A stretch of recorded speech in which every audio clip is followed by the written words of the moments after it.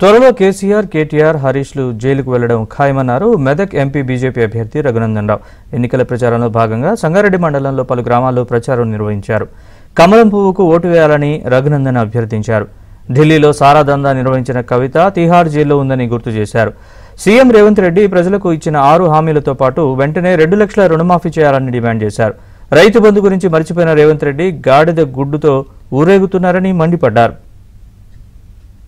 రిజర్వేషన్లకెళ్ళి 5% రిజర్వేషన్లు తీసుకుపోయి ముస్లిం మైనార్టీలకి రిజర్వేషన్లు ఇచ్చింది కాంగ్రెస్ కాదా అనేది రేవంత్ రెడ్డి గారు సమాధానం చెప్పాలి.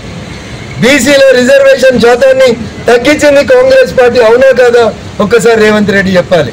ఇప్పటికి 126 సార్లు సవరించబడితే దాంట్లో 106 సార్లు ఆ రాజ్యాంగాన్ని దాదాపు సవరించింది వాళ్ళ నాయన, వాళ్ళ బిడ్డ, వాళ్ళ కొడుకు తప్ప ఇంకొకటి కాదు. 42వ రాజ్యాంగ సవరణ ద్వారా సెక్యులర్ అనే పదాన్ని తెచ్చిర్రు. ఇందిరమ్మ రాజ్యం పేరిట ఎమర్జెన్సీ తెచ్చిర్రు. ఆఖరికి మీడియా ఆఫీసులలో కూడా పోలీసులను పెట్టి ఏమి రాయాలి ఏమి రాయొద్దని బెదిరించిన నీచ సంస్కృతి కాంగ్రెస్ పార్టీ. అందుకని కాంగ్రెస్ పార్టీకి, రేవంత్ రెడ్డి గారికి ఈ పార్లమెంట్ ఎన్నికల తర్వాత తెలంగాణ ప్రజలిచ్చే బహుమతి పెద్ద గాడిద గుడ్డు తప్ప ఇంకొకటి కాదని చెప్పి ఈ సందర్భంగా